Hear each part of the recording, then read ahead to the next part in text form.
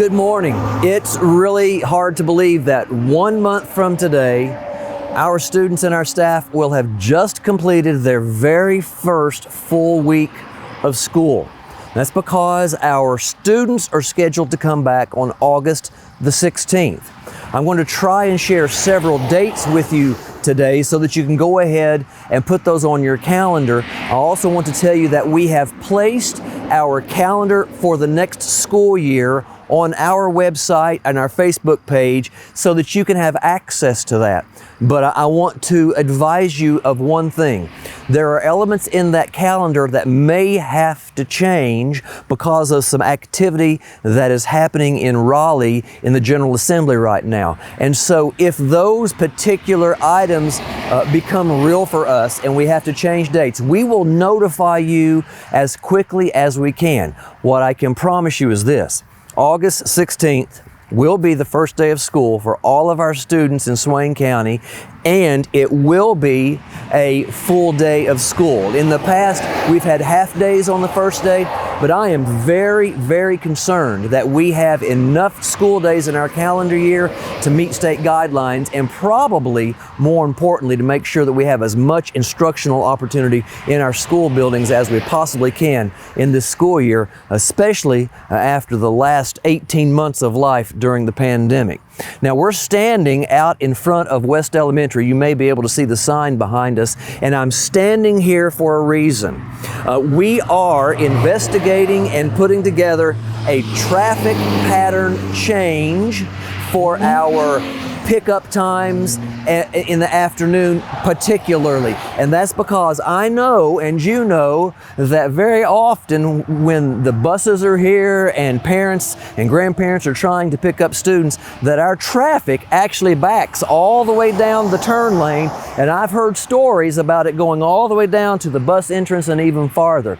We have heard your concerns with that.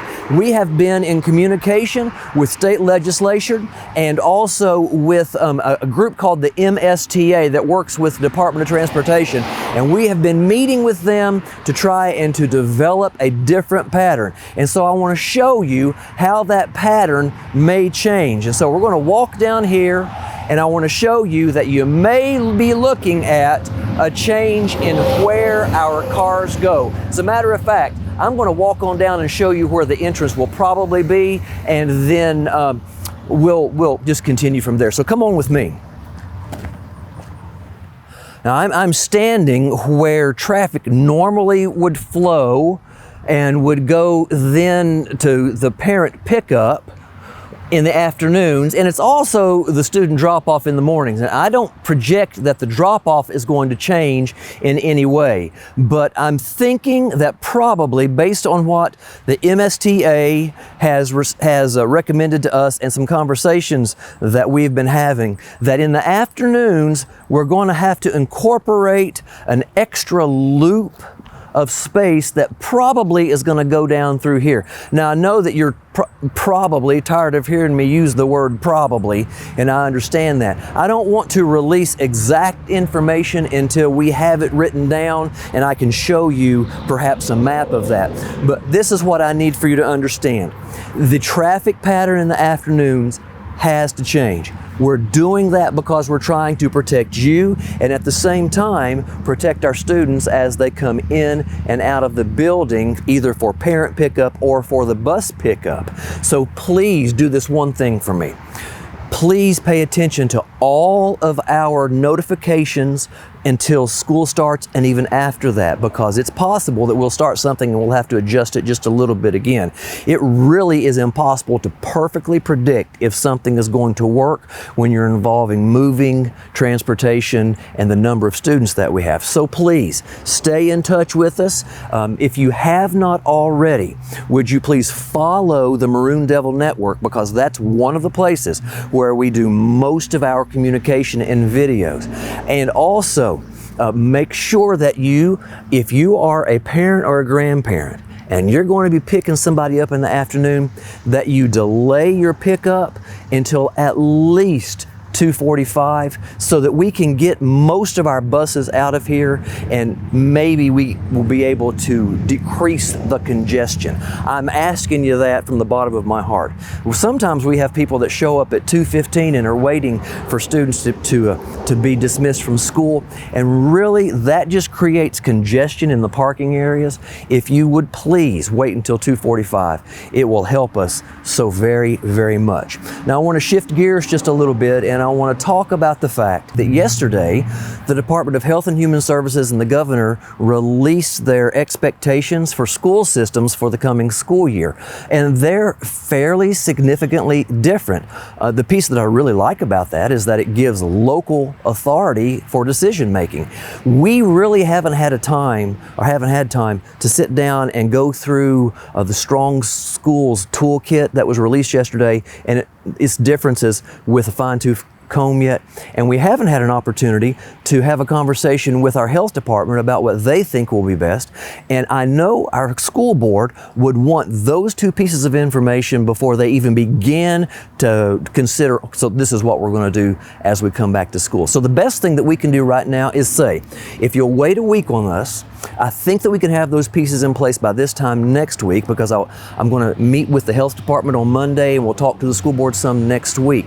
But there is something that we can do right now for certain. It has nothing to do with masks or anything else. It has to do with immunization. Now, this week we were able to host a vaccination clinic at the high school. We had 72 people that signed up for that, which was more than I really expected, and that excites me. And 65 of those were students. All 65 students were able to get a vaccine or a vaccination if they wanted to, and 7 adults participated as well. We're going to hold another vaccination clinic on August the 12th. That date is significant because that will be the open house time for all of our campuses, perhaps with the pre-K aside and being a little different.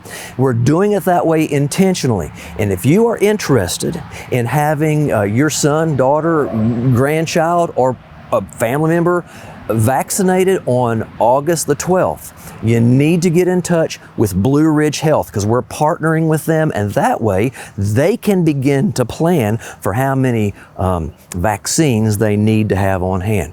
The vaccination is probably one of the best deterrents that we have right now for the COVID-19 virus. It seems to be working very well. I recognize that many people have varied opinions on that, but I know this: the more that we have vaccinated, the less impact that COVID will likely have in our buildings. So I would encourage you, if your son or daughter is 12 years old or older, or if you have family members that can and would be vaccinated, and if they haven't already, to please participate. We're doing all that we can to try and take care of you and your family and our schools, and that is an essential and very critical first step for us. So with that being said, please note that we're moving quickly. The school year is right on us, and let's make sure that we're paying attention to what the announcements would be from the school system and the schools. If you have any questions, don't hesitate to call the schools or me or anyone. We'd love to talk to you. And until the next time that we get together, God bless you. I mean that sincerely, and I am so thankful that you are part of our Swain family. Have a great day.